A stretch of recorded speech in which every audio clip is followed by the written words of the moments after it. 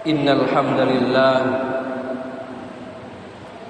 sesungguhnya puja dan puji hanya milik Allah Subhanahu wa taala.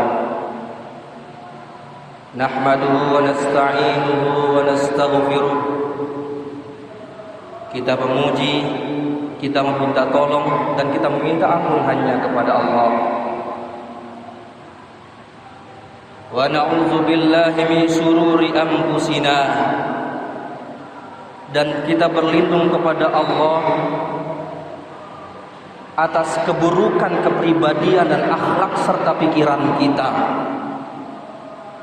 Wa min sayyiati a'malina, dan kita meminta perlindungan kepada Allah atas keburukan-keburukan yang kita lakukan selama ini. May yahdillahu fala mudhillalah. Ingatlah, barang siapa yang Allah beri petunjuk, maka dia tidak akan pernah sesatkan. Wa may yudlil fala hadiyalah. Barang siapa yang sudah dicatat dan ditakdirkan untuk tersesat, maka Allah tidak akan pernah berikan petunjuk. Asyhadu an la ilaha illallah wahdahu la syarikalah, wa asyhadu anna Muhammadan abduhu wa rasuluhu la nabiyya ba'dah. Salawatu Rabbi wa salamuhu wa barakatuhu ala sayyidina Rasulillah wa ala alihi wa sahbihi wa man wala. Amma ba'du, fa ya ibadallah, hai hamba-hamba Allah yang hadir di majlis ini, ittaqullah, ittaqullah, usikum wa nafsiya bitaqwallah. Saya berwasiat kepada diri saya dan kepada kita semua untuk senantiasa bertakwa kepada Allah Subhanahu wa taala.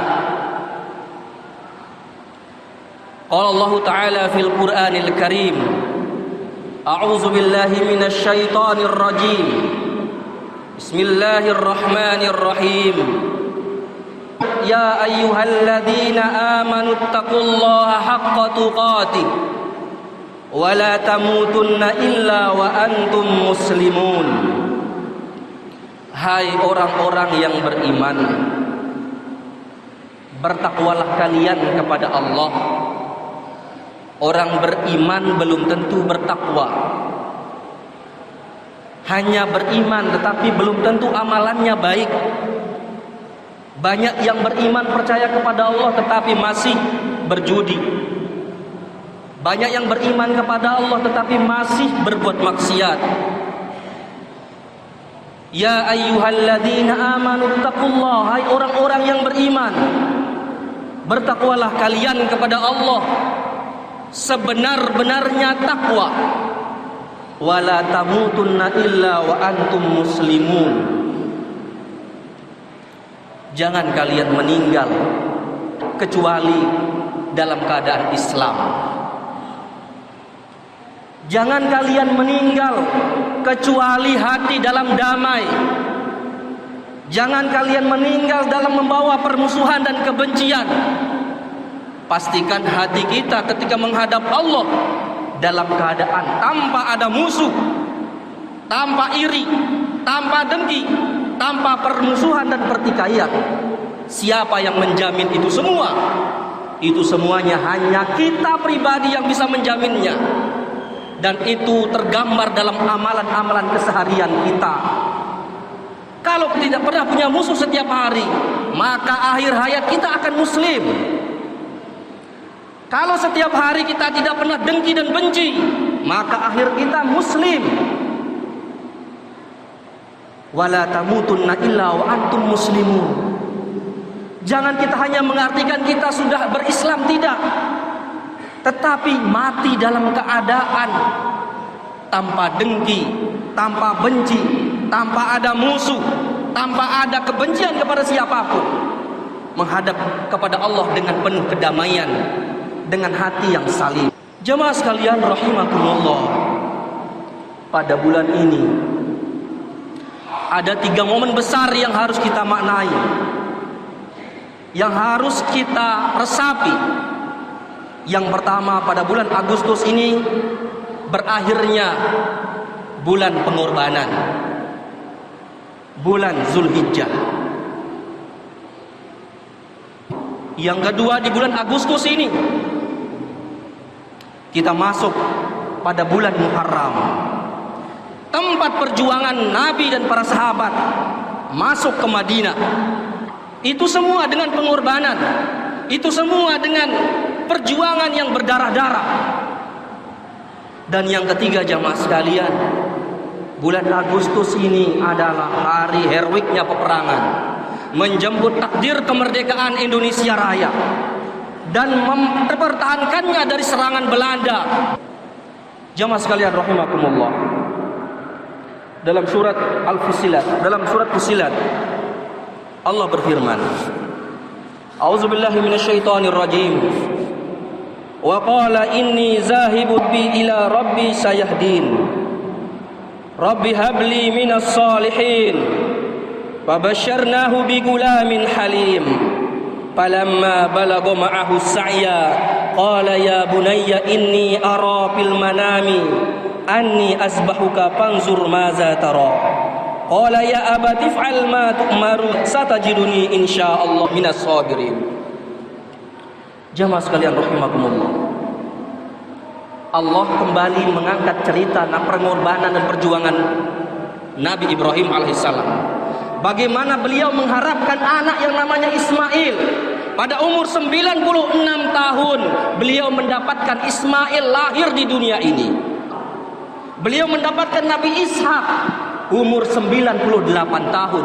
Jamaah sekalian, ini perjuangan. Beliau seorang nabi, perjuangan pasti tidak pernah berhenti. Seorang nabi, kita bukan nabi. Kalaupun umur 30 perkawinan pernikahan kita belum ada anak, itu biasa.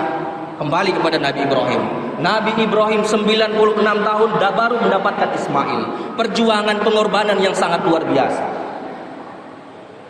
Ketika sudah mendapatkan Ismail, falamma balagha ma'ahu sa'ya qala ya bunayya inni ara fil manam. Berita duka lagi datang. Hai anakku, saya melihat engkau disembelih. Anak yang ditunggu-tunggu, namanya Ismail, yang sangat dia cintai, yang sangat diharapkan kelahirannya, diperintah Allah untuk disembelih. Bagaimana nyeseknya hati perasaan seorang ayah.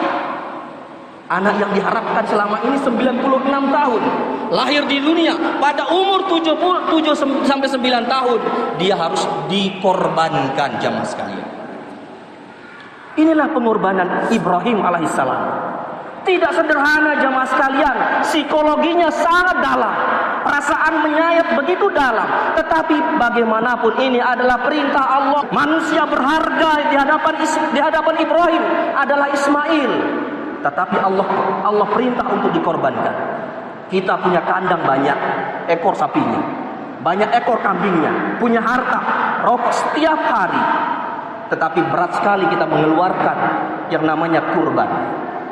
Momen Muharram ini bagi kita semua jamaah sekalian, momen yang tepat untuk berazam. Tahun ini kita harus berkurban. Bagaimana pengabdian seorang Ibrahim kepada Allah Subhanahu wa taala, memberikan yang terbaik kepada Allah Subhanahu wa taala. Sekarang bulan Muharram ini azam bagi kita bahwa Zulhijjah nanti kita harus berkurban. Sekali lagi jamaah sekalian, ini penting untuk kemaslahatan hidup kita. Semua pengorbanan yang dilakukan oleh para nabi, para ulama, itu semua untuk kemaslahatan dirinya, keluarganya, dan semua orang. Pengorbanan ini tidak sederhana yang dipikirkan. Oleh karena itu, siapapun bagi kita silahkan mulai tahun ini pun bisa mencicil, kumpulkan, bisa juga masjid dikumpulkan, cicil ke masjid, sehingga bisa mencapai 2,5 juta untuk mengorbankan 1 ekor kambing yang sehat. Ini semua untuk kita, untuk keluarga, diri kita, dan semua orang. Sekali lagi, pengorbanan ini tidak sederhana, tetapi sangat bermanfaat untuk diri, keluarga, dan orang tua, serta semua orang di sekeliling kita. Jamaah sekalian, yang kedua, bagaimana kaum Ansor dan Muhajirin pada tanggal 10 Safar awal atau 10 Muharram, Nabi dan para sahabat sampai di Madinah menemukan orang Israel berpuasa. Apa puasanya? Puasa Asyura. Itu puasa yang dihajatkan ketika Musa dan bala tentaranya diselamatkan Allah dan menenggelamkan Fir'aun. Dan ini sekali lagi tidak lepas dari perjuangan dan pengorbanan. Was-sabiqunal awwalun minal muhajirin wal ansar walladzina ittaba'uhum bi ihsanin radhiyallahu anhum wa radu anhu wa 'adda lahum jannatin tajri min tahtaha al-anhar khalidina fiha abada zalikal fawzul azim. Orang-orang muhajirin, orang-orang yang masuk Islam yang baru-baru, orang muhajirin dan orang-orang ansor. Bayangkan jemaah sekalian, orang muhajirin meninggalkan semua harta kekayaannya, anaknya, istrinya, harta kekayaan yang ada yang mereka cintai, jabatannya, ditinggalkan dan pergi ke Madinah hanya untuk perintah Allah, jemaah. Mereka tinggalkan semuanya. Kita masih hanya seekor kambing, jemaah. Semua ditinggalkan. Lalu datang kaum Ansor menyambut mereka, tula'al badru alaina. Orang muhajirin sudah datang disambut oleh Ansor. Apa yang ditawarkan? Mereka siap memberikan harta kekayaan mereka setengahnya untuk muhajirin. Bahkan mereka berani memberikan istri mereka, menceraikan istri mereka dan menikahkan kepada kaum muhajirin.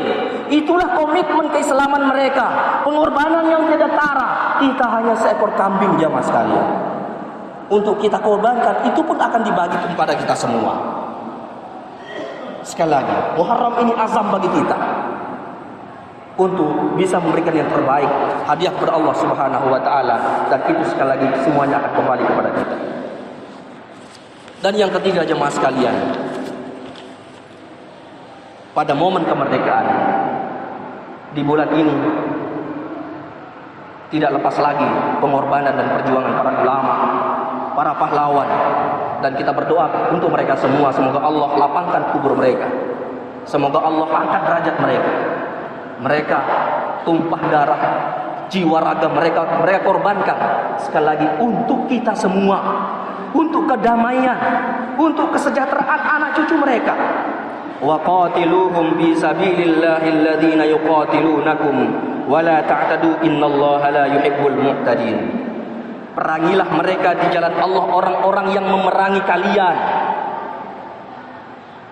Ini perintah Allah, mereka jalankan. Oleh karena itu Kiai Haji Hasyim Asy'ari tanggal 17 Agustus 1945 itu tidak final. Belanda merongrong lagi masuk. Muncullah resolusi jihad Kiai Haji Hasyim Asy'ari dan semua para ulama se-Nusantara pada tanggal 22 Agustus yang kita kenal dengan Hari Santri, teman sekalian. Tidak selesai di situ pertempurannya, lanjut lagi pada tanggal 10 November Hari Pahlawan, jemaah sekalian. Bung Tomo berteriak meneriakkan takbir. Belanda merongrong masuk di Surabaya, dikenal dengan arek-arek Surabaya. Itu pun dengan bambu runcing kita bisa melibas Belanda. Dan semuanya adalah atas ridho Allah Subhanahu wa taala. Berkat rahmat Allah Subhanahu wa taala kita diberikan kemerdekaan. Oleh karena itu dalam pembukaan undang-undang Undang-Undang Dasar 1945 diberikan hadiah kepada umat Islam atas berkat rahmat Allah. Ini adalah kata yang sangat sakti. Dari Aceh sampai ke bagian Maluku dan sebagainya, Islam berkobar, Islam tampil terdepan. Para ulama begitu banyak, ribuan ulama dari Pangeran Diponegoro, Imam Bonjol, Teuku Umar, semuanya mereka syahid di bawah senjata dan senapan Belanda.